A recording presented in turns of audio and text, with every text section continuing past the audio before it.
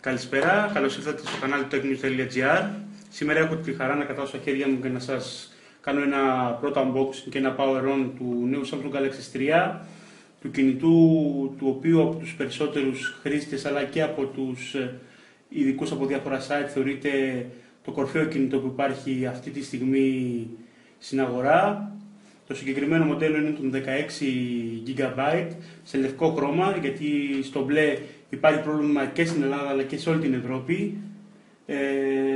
Το κινητό αυτή τη στιγμή έχει 669 ευρώ, αλλά μπορείτε να το βρείτε και σε χαμηλότερη τιμή στο διαδίκτυο. Βέβαια δεν θα έχετε ελληνική εγγύηση αλλά την πανευρωπαϊκή.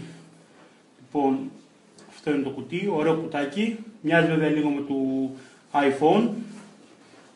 Να δούμε τώρα τι έχει μέσα. Εδώ. Και εδώ.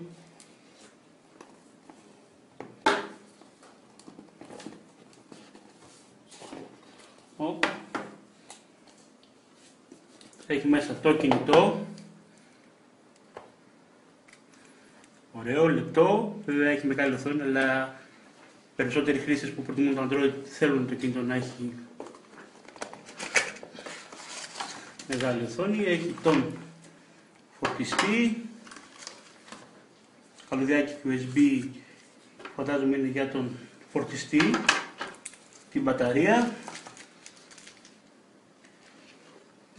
καλύματα για τα ακουστικά, έχει τίποτα άλλο μέσα, όχι δεν βλέπω κάτι άλλο. Λοιπόν, αυτό ήταν ένα πρώτο γρήγορο unboxing. Θα βάλουμε και τα αυτοκόλλητα προσεκτικά να το κάνουμε ένα power on. Λοιπόν, και εδώ